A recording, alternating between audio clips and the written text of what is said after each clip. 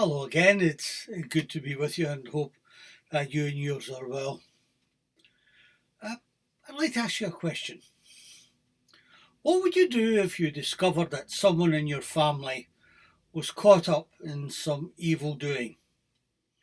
For example, indulging in criminal activity, or maybe encouraging and providing the means for substance abuse, or perhaps they're the perpetrator of mental or physical abuse. Now, one response may be to do nothing at all, pretending that the problem doesn't exist and will go away. Sometimes we may be tempted to call this love, or more fashionably, tolerance. But in reality, it's no such thing because it's not helping the person with the problem. An alternative response is to completely shun and reject the person out of hand, maybe even to hate them. But that's certainly not a Christian response, because absolutely nothing has been done to find a way forward. Turning to the Bible can provide us with some help and guidance as how people, both Christians and others, should respond.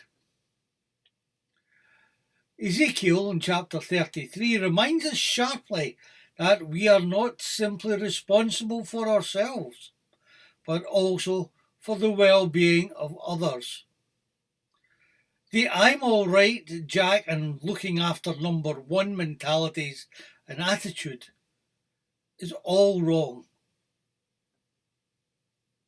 An integral part of being a Christian is an active concern for others' well-being and a commitment to doing what we can to improve the lives of all people. In Romans chapter 13, we are warned always to temper our attitudes and actions to wrongdoers with love.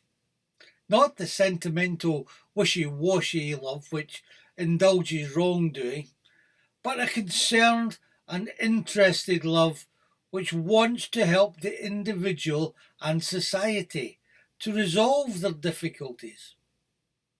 Therefore, love is less about having nice feelings, but more about getting on with the hard work of sharing our lives with others in a way that will make others and ourselves better Christians.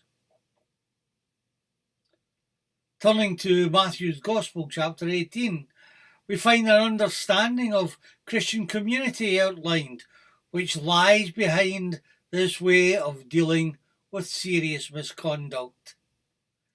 The fundamental idea here is that a Christian community is formed around Jesus Christ and his teachings.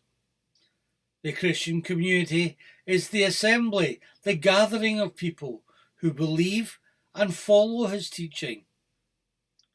It is the presence of Jesus at the core of every Christian community that should guide its action in thought, word, and deed. Although Jesus left behind no detailed constitution outlining how matters are to be organised, when faced with problems such as evil, then the community must act in the spirit of Jesus.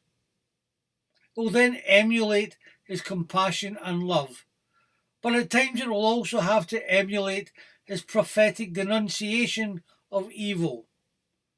We must approach the sinner as Jesus did, with compassion for the person and with the courage to speak the truth, and a call to continuous conversion, condemning the evildoing as sin, a most unfashionable word these days, and removing ourselves from every situation that separates us from God's love and living in harmony with our neighbour and the environment. This is a challenge to every and all Christians. But we're not alone. Jesus tells us, if two of you on earth agree about anything, they ask for it, it will be done for them by my Father in heaven. For where two or three gather in my name, there I am with them. So, gathered together in Jesus Christ, either physically, virtually, or spiritually, we can depend on our Heavenly Father, who is truly with us. Isn't that a very reassuring thought for today and the future?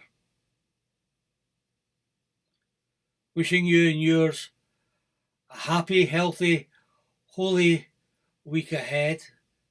Stay blessed and stay safe. God bless you.